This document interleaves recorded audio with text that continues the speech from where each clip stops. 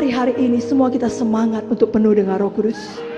Semangat menjadi saksi Tuhan yang membebaskan jiwa-jiwa dari kesedihan mereka, dari kekhawatiran mereka, dari penyakit mereka, dari kegagalan mereka, kepada keselamatan, kepada kesembuhan, kepada pemulihan, kepada kebebasan, kepada berkat, kepada pengharapan.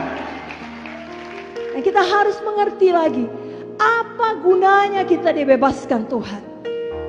Tujuan daripada kebebasan yang Tuhan berikan kepada kita adalah untuk beribadah kepada-Nya. Dan sampai hari ini tujuan Tuhan tersebut belum berubah. Tuhan membebaskan umat-Nya untuk beribadah kepada-Nya. Dan banyak orang lupakan hal ini. Kalau orang berbicara mengenai umat Israel, gambaran umat Tuhan pada masa sekarang, mereka akan bercerita, oh Tuhan membebaskan bangsa Israel dari perbudakan Mesir untuk masuk tanah Kanaan. Tetapi yang sebenar-benarnya, yang sesungguhnya, Tuhan membebaskan umat Israel dan kita juga di zaman sekarang ini dengan tujuan utama dan tujuan pertama adalah beribadah kepada-Nya. Dan ini dituliskan dalam firman Tuhan, buku Keluaran 4 ayat yang ke-23. Saya bacakan Keluaran 4 ayat 23 bagian A. Sebab itu aku berfirman kepadamu, biarkanlah anakku itu pergi, supaya ia beribadah kepadaku. Jadi Tuhan mau kita beribadah kepada-Nya. Tuhan mau anak-anaknya yang telah dibebaskannya datang beribadah kepada-Nya. Bukan hanya mau berkat-Nya, tetapi beribadah kepada-Nya, bersekutu dengan-Nya, memuji dan menyembah nama-Nya, bersyukur kepada-Nya, bersama-sama dengan umat-Nya yang lain. Itu kehendak Tuhan. Nah, Ibrani 10 ayat 25 mengingatkan kita, bukalah Alkitab saudara, dari buku Ibrani 10 ayat yang ke-25. Mari kita baca bersama-sama, amin. 1, 2, 3, ya. Janganlah kita menjauhkan diri dari pertemuan-pertemuan ibadah kita seperti dibiasakan oleh beberapa orang, tetapi marilah kita saling menasehati dan semakin giat melakukannya menjelang hari Tuhan yang mendekat. Amin. Katakan, saya semakin giat beribadah. Amin. Tetap ada orang yang melakukannya, yang menjauhkan diri dari pertemuan ibadah. Saudara, jangan demikian. Saudara kenal tanda-tanda akhir zaman, Tuhan Yesus akan datang kedua kali. Tidak ada yang dapat menahan kedatangan Yesus. Dan tiap hari berarti semakin dekat harinya dengan kedatangan Tuhan. Maka semakin giat kita beribadah. Ingatlah bahwasanya Tuhan membebaskan kita supaya kita dapat beribadah kepada Tuhan. Sama seperti Tuhan membebaskan orang Israel untuk beribadah kepada-Nya. Dan selama orang Israel beribadah kepada Tuhan dalam perjalanan mereka, mereka akan terus menuju tanah perjanjian. Dari sini kita belajar satu prinsip rohani.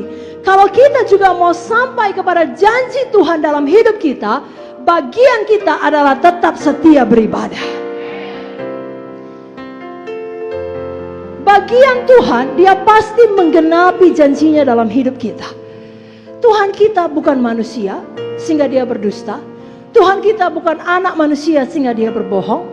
Bilangan 23 ayat 19 jelas mengatakan, Allah bukan manusia sehingga Ia berdusta. Allah bukan anak manusia sehingga Ia menyesal.